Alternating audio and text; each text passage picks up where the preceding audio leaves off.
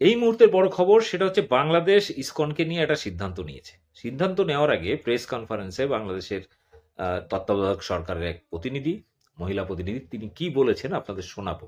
কিন্তু তার আগে আপনাদের বলে দিয়ে ইসকন নিয়ে ধারাবাহিক কয়েকটা এপিসোড আমরা করব। কিছুক্ষণ আগে একটি লাইভ ভিডিওতে সাউন্ড ডিস্টার্ব হচ্ছিল, একটু ডিস্টার্ব হয়েছে, তাও কষ্ট করে শুনতে পারেন, অনেক তথ্য জানতে পারবেন। কারণ ইসকন নিয়ে এখানকার মিডিয়া যেটা দেখানোর চেষ্টা করছে সেটা যে পুরোটাই ফেক। কারণ ইসকনের যে হিন্দুত্ব, বাকি বিজেপি আর এস এস যে হিন্দুত্ব সম্পূর্ণ আলাদা।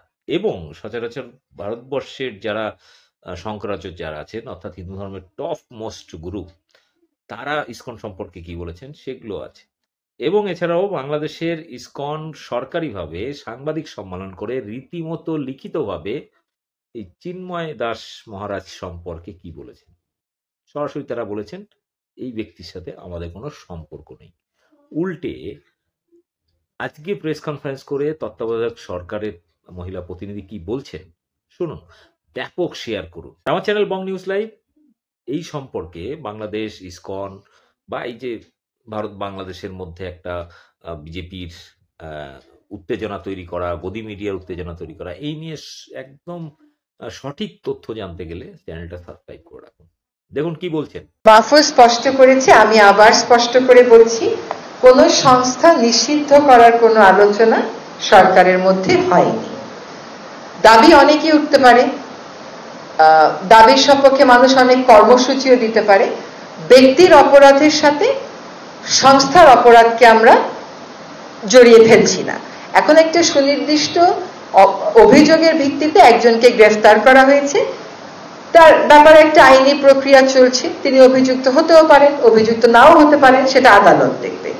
আর আজকেও দেখলাম পত্রিকাতে যে ইসকনের পক্ষ থেকে একটা সম্মেলন করে বলা হয়েছে যে তাদের সাথে যাকে গ্রেফতার করা হয়েছে তার কোনো সম্পর্ক নেই।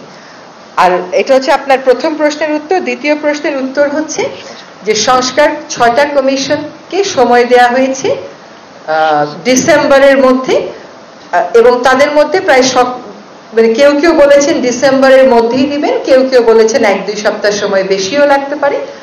তো এই সংস্কারগুলোর সাথে নির্বাচনের একটা সম্পর্ক তো আছে। এই সংস্কারের প্রস্তাবগুলো আসবে, এগুলোর উপর জনগণ কথা বলবে, চূড়ান্ত একটা সংস্কার প্রস্তাবনা হবে, সেই মোতাবেক যে পদক্ষেপগুলো নেওয়া সেগুলো আমরা নিব। আমরা বারবার বলছি যত দ্রুত সম্ভব সংস্কার শেষ করে আমরা নির্বাচনের দিকে যাব। নির্বাচনের একটা প্রাথমিক নির্বাচন শুরু করার প্রাথমিক কাজগুলো কিন্তু হয়ে গেছে, নির্বাচন কমিশনও গঠন করা হয়েছে। কাজেই নির্বাচন যত দ্রুত সম্ভব সংস্কারগুলো, জরুরি সংস্কারগুলো শেষ করেই তারিখ জানিয়ে দেওয়া হবে।